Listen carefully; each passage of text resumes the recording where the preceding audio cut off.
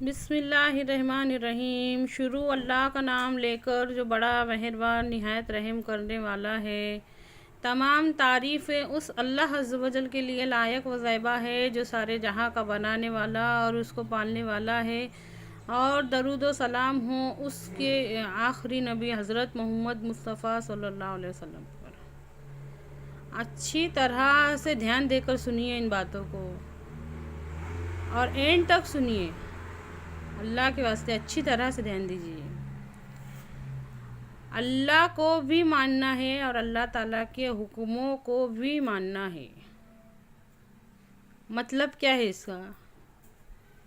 اللہ کو بھی ماننا ہے، اللہ تعالیٰ کو بھی ماننا ہے اور اس کے حکموں کو بھی ماننا ہے۔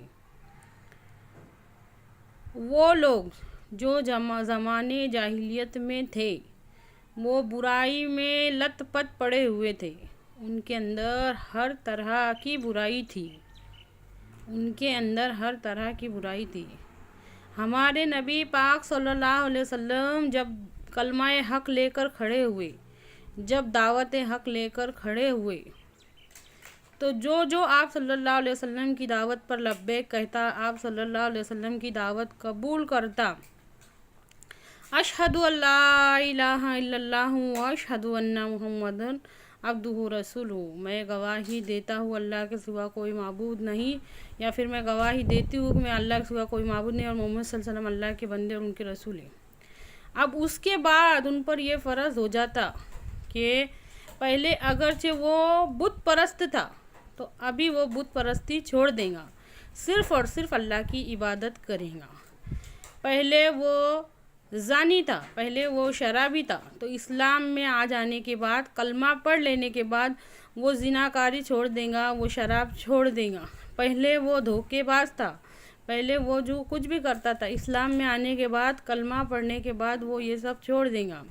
پہلے وہ ظلم کرتا تھا، زمانے جاہلیت میں وہ ظلم کرتا تھا، آپ صلی اللہ علیہ وسلم کی دعوت پر لبیک کہنے کے بعد، کلمہ پڑھنے کے بعد وہ یہ سب چھوڑ دے گا۔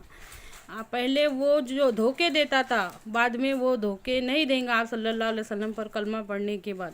زمانے جاہلیت میں جو بھی برائی میں ملوث تھے، آپ صلی اللہ علیہ وسلم کی دعوت پر لبیک کہنے کے بعد، کلمہ پڑھنے کے بعد، ہر وہ برائی کو چھوڑ دیں گا۔ اچھی طرح سے سمجھیے اس بات کو، اس ڈیفرنس کا، اس فرق کا، یہ جو فرق ہے اس فرق کا نام اسلام ہے۔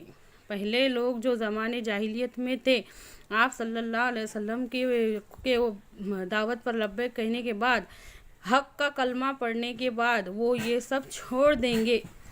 ہمارا کیسا ایمان ہے، اللہ رحم کرے ہمارے اوپر۔ ہم کلمہ بھی پڑھتے، ہم آپ صلی اللہ علیہ وسلم کی دعوت پر لبیک بھی کہتے، اور سوچو صرف زبان سے یہ اقرار کر لینا کہ ہم مانتے، یہ نہیں، اللہ کے حکموں کو ماننا پڑے گا، اس کے اوپر عمل کرنا پڑے گا۔ اللہ کے واسطے اچھی طرح سے اس بات کو سمجھیے، جو بھی زمانے جاہلیت میں ہوتا تھا، ہمارے نبی صلی اللہ علیہ وسلم کی دعوت پر لبیک کہنے کے بعد، آپ کلمہ پڑھنے کے بعد، وہ سب، اور صحابہ رضی اللہ تعالیٰ نے عمل کر کے بتائے، برائی کو بھلائی میں بدل کے بتائے۔ آج ہمارے اندر وہ پاور نہیں ہے، اللہ کے واسطے بات پر دھیان دو۔ ہمارے سب کے دل کی یہ خواہش ہے کہ ہمارے بچے کو، ہم اتنا سا کانٹا چبھنا برداشت نہیں کرتے، نہ خود کو چبھے نہ ہمارے بچوں کو چبھے۔